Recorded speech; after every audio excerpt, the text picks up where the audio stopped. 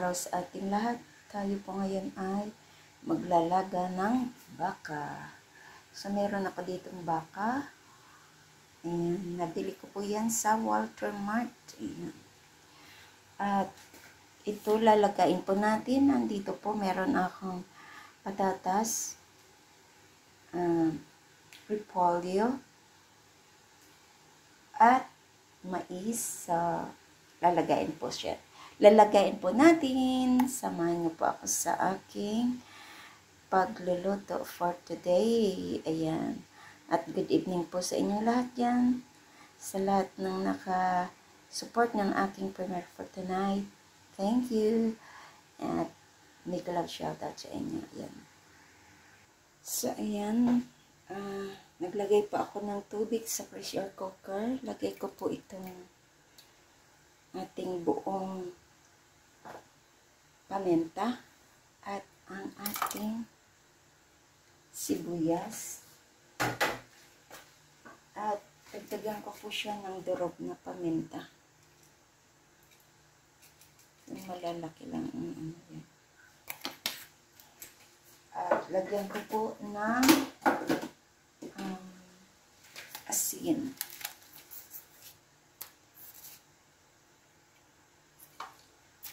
Ayan siya. At ilagay na po natin ang ating inubos ko na po yan. Medyo marami ito. Ayan, marami.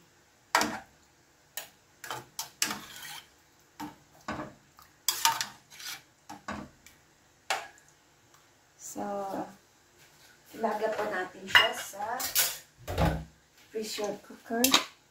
Takpan po natin. Mga 30 minutes lang siya. Ano natin? Ilaga natin. Ayan na. So, wait natin hanggang maluto. So, ayan na po ang ating na laga na baka dito sa pressure cooker. At luto na. Malambot na siya. So, ayan. Ilagay na natin yung ating mga ibang gulay. So, ilagay na natin itong mais.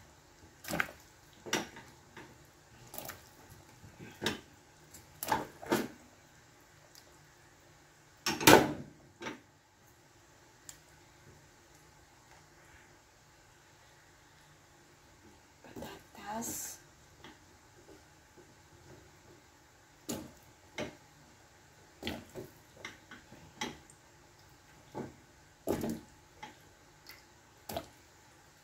At lagyan po natin siya ng Knorr cubes. Ayan, ilagay natin yung Knorr cubes. Ilaga po ulit natin. Takapan lang natin siya. Check yung kanyang lasa. Yung ano. Ayan, sarap na siya. Mamaya ko na siya timplahin. At lagain muna natin ang ating mais at patatas. So, ayan, ilagay ko yung sili. Beans.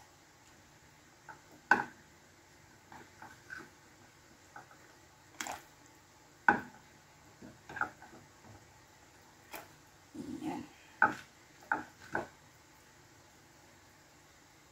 Takpan ulit natin.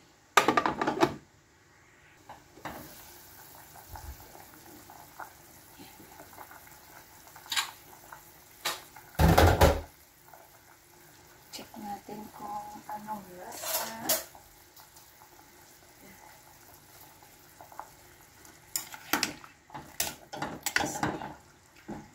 Check natin ang lasa. Balik ko lang pa siya ng patis. Dagdag na ko siya patis.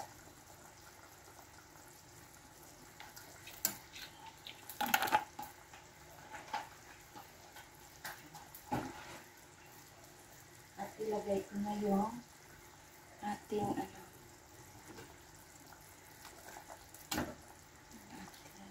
repolyo.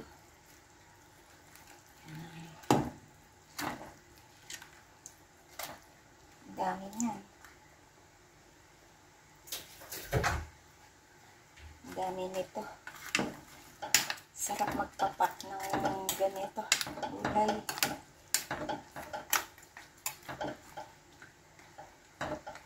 At ilagay ko na din yung ating pichay. Bumili po ako ng pichay. Yan, para madami tayong gulay.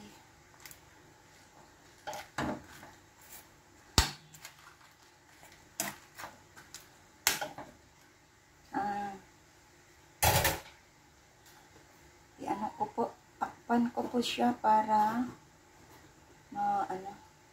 madaling maluto. Or hindi na lang.